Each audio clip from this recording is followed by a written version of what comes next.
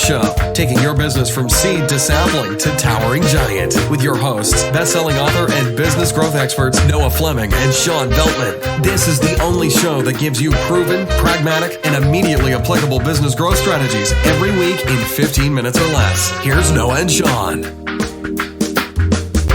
Hello, everybody. We're back. It's Noah Fleming with my co-host on our awesome podcast, Mr. Sean Veltman. Sean, how are you today? I am fantastic, Noah. It's another gorgeous day. And how are you doing? I am doing fabulous. So, Sean, today I want to talk to you about something that you and I have spent a lot of time talking about because it's something that you and I both hear quite often when we start working with different organizations, different companies, whether we're working together on a project, which we do in a number of cases, or whether we're both working solo. But tell me if you've heard this before, Sean, this sentiment, this feeling, these words of this too shall pass. If I can just wait this out, this new intervention, this new initiative will pass. Have you heard that before? You know, I hear it when I'm doing projects. I hear it when I'm around projects. I'll admit that in the past I've said it when other people were imposing projects on me. It is extremely common. I think we can start out. Let's talk about some of the different ways that we've heard this phrase, because very few people say this too shall pass. Well, you're right. And I mean, look, I'm paraphrasing it as a sentiment, and I think it would help if I just give a brief moment of context of what we're referring to. So we walk into a client or a new client, or, somebody comes to us with a new idea and they say, hey, you've been doing things this way for the past 10 or 15 years, but now we're implementing this new initiative, whether it's a new tool, a new process, a new, in our case, it's a lot of the times a CRM or some other sort of sales related tool. And again, there's this sort of buy-in from people that if I just take part long enough, if I just hold out and give this some face value, eventually this will sort of go the way of the wayside. Do you have anything to add to that? Yeah. And so, I think there's very often almost a work to rule type component of it. And I think that's a great observation there, that people will put in just enough superficial effort until you stop bothering them about it, and then they forget about it. I've heard phrasings like, if we just wait this out, nobody will remember it in 3 months, or, oh, it's another flavor of the month. We've just got to bear our heads down and get through this until whoever's looking over at us stops talking about it. It sounds like we're really down on people within organizations here. So, maybe it's helpful. Let's take a second and talk about, is there any time where that's a useful attitude, or why do people have this attitude? Because I've seen a couple examples where it is really useful on their ends, and I'd like to hear about some of yours as well. Well, so first of all, I will agree with you. I've heard the flavor of the month one as well many times.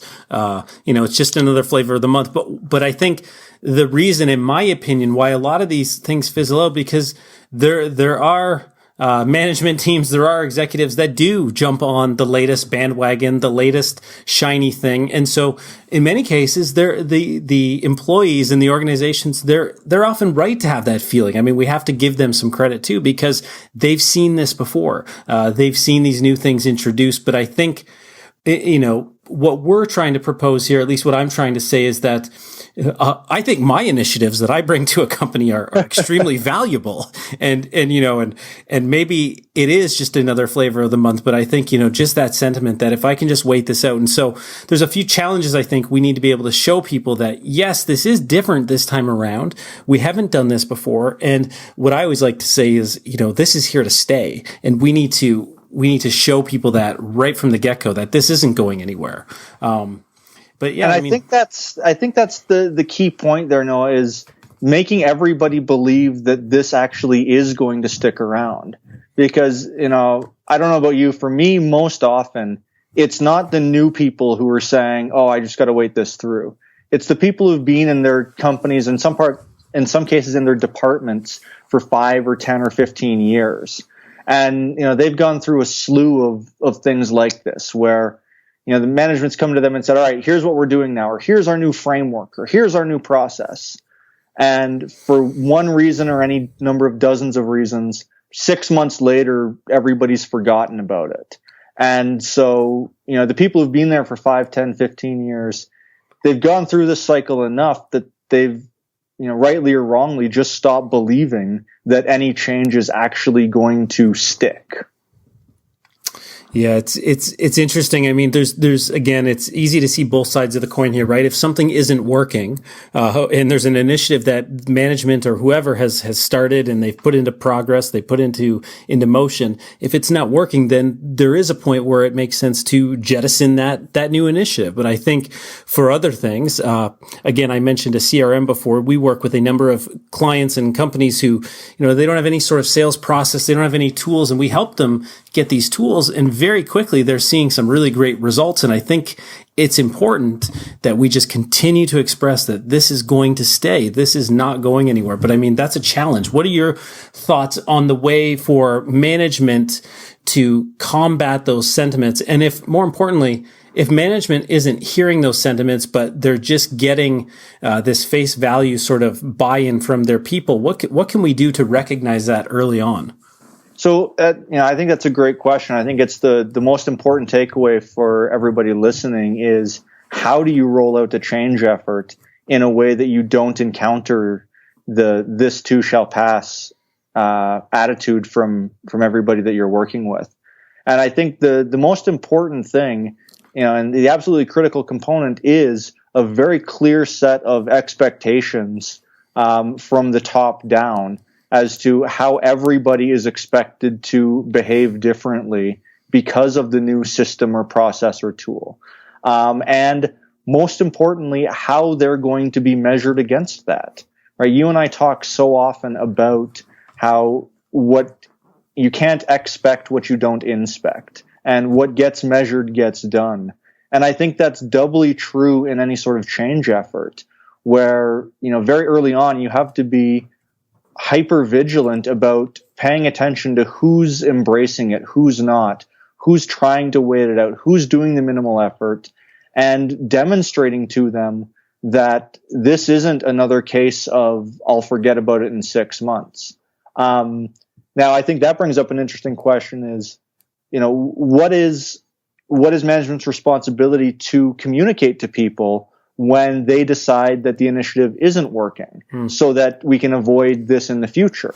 And what are your thoughts on that? Well, I'm not going to answer your question just yet, but it reminds me of a story I had with a client, which was the owner, the executive, the founder of a company. He had hired me to work on an initiative, and we put it into place, and I was getting fantastic buy-in from his people. But 60 days down the road, he came to me and was ready to let this pass. He came to me thinking, we're not moving fast enough. We need to change directions. We need to shift things.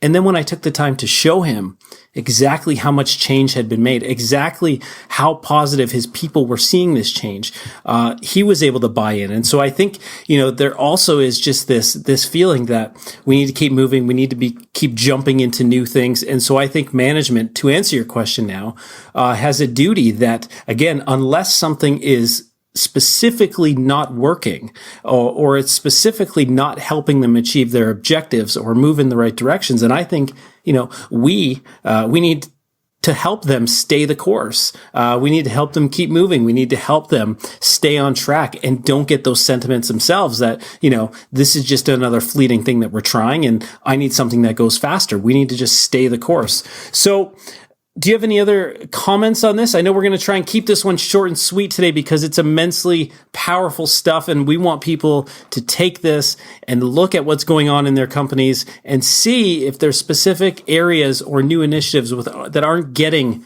the type of importance they need to have. But Sean, do you have any closing thoughts here for our audience today? Yeah, so what I'd like to kind of summarize with is this idea that whenever you enter into a new change process, or are trying to bring change in, understand that there is going to be a contingent, and depending on your company, it will be large or small, who are just waiting for it to be done.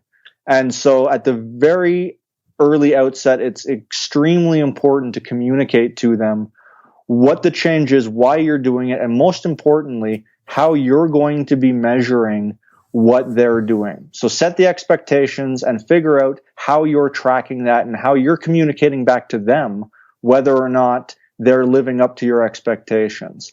And finally, if at the end of the period you've decided to test out this initiative for, so maybe you've decided we're going to do this for 6 months, and once everybody's on board, we'll give it 6 months and see if it has the change and the impact we want.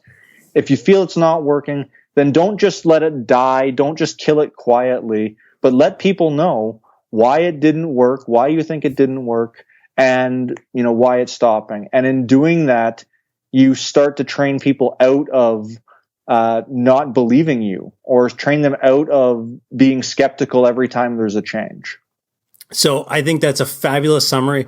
And I'll sum that up in one more step, which is, again, when we're bringing on a new initiative, we're giving it that time of day that you suggested. We're setting specific levels of and specific expectations. Then again, it's up to us to show that effort and attitude isn't a choice, but it's a requirement. They need to take part. They need to stick with this because this isn't going to pass. So, Sean, if that's all we've got today, I'm going to close it out here, and we're going to invite all of our guests and listeners to leave a review of the podcast, and they know that they can certainly get in touch with us. Best way is off my website at noahfleming.com. You can contact me, and I'll make sure we get our, if it's for Sean specifically or for us both, we'll each look at it and we will respond. But Sean, anything else to add before I close it out here?